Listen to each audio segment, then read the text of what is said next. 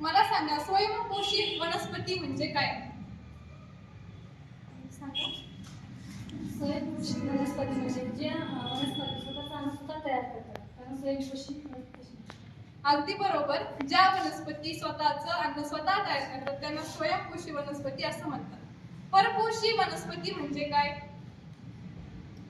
ज्या वनस्पती दुसऱ्यावर अवलंबून असतात, जे स्वतःचा अन्न तयार करू शकतात. अगदी बरोबर. ज्या वनस्पती स्वतःचं अन्न स्वतः तयार करू शकत नाही अशा वनस्पतींना परपोषी वनस्पती असं म्हणतात. मग मला स्वयंपोषी वनस्पतीची उदाहरणे सांगा.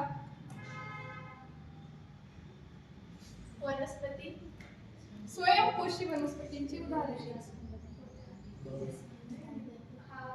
जास्वंद, डाळिंब. अगदी बरोबर. जास्वंद, डाळिंब, आंबा आपल्या अवतीभोवती जे दिसतात ते झाडं जे की येतात स्वयंपोषी वनस्पतीमध्ये. परपोषी वनस्पतीमध्ये कोणती झाडे येतात?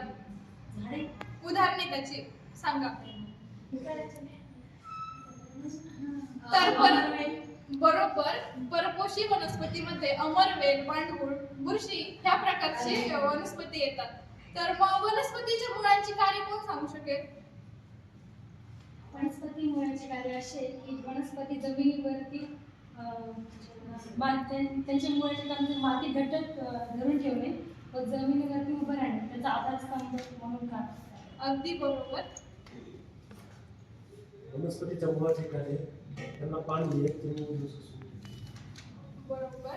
वनस्पतीच्या मुळांचे कार्य आहे की जमिनीमधलं पाणी झाडांना मुळाद्वारे शोषून घेणे व जमिनीतील माती घट्ट धरून ठेवणे. मुळाचे किती प्रकार असतात? अगदी बरोबर. मुळाचे 2 प्रकार असतात. मुळाच्या प्रकाराची नावे सांगा. 2 प्रकारांची नावे सांगा.